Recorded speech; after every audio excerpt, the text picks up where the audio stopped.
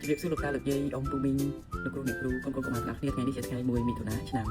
2026គឺជាគ្រួខួបទី77ឆ្នាំនៃទិវាកុមារអន្តរជាតិជានៅក្នុងឱកាសនេះដែរនេះខ្ញុំសូម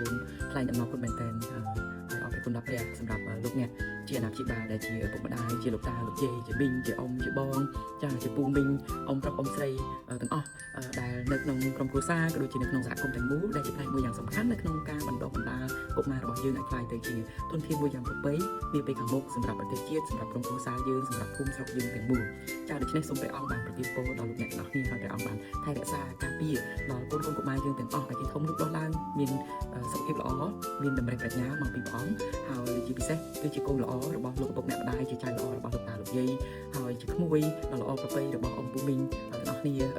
ហើយសូមព្រះអង្គបានប្រទានពរដល់លោកអ្នកនៅក្នុងការដែលជាយាមខិតខំនៅក្នុងការចិញ្ចឹមបីបាច់ថែរក្សាកូនចៅរបស់យើងរបស់យើងទាំងអស់គ្នានេះគឺសូមឲ្យលោកអ្នកបានប្រកបដោយព្រះគុណ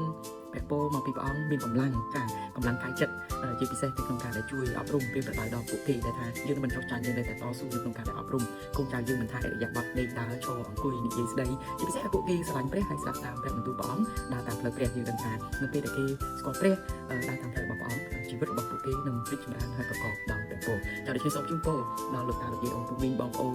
លោកគ្រូអ្នកគ្រូចាលោកពុកអ្នកម្ដាយទាំងអស់ក៏ដូចជាកូនកុមារនៅក្នុងឱកាសគួបលើកទី77ឆ្នាំនៃទិវាកុមារអន្តរជាតិនេះសូមបានប្រកបដោយព្រះពរព្រះគុណហើយយើងនឹងបន្តនៅកិច្ចការដ៏ប្រពៃយើងនៅក្នុងការដែលអប់រំកូនចៅយើងជំនាន់ក្រោយបន្តទៀតឲ្យគេបានខ្លាយជាធនធានដ៏ល្អសម្រាប់សង្គមជាតិហើយសម្រាប់ថ្វាយដល់ព្រះអង្គថ្វាយសេរីដល់ព្រះអង្គដែរអរគុណសូមព្រះអង្គប្រទានពរចា៎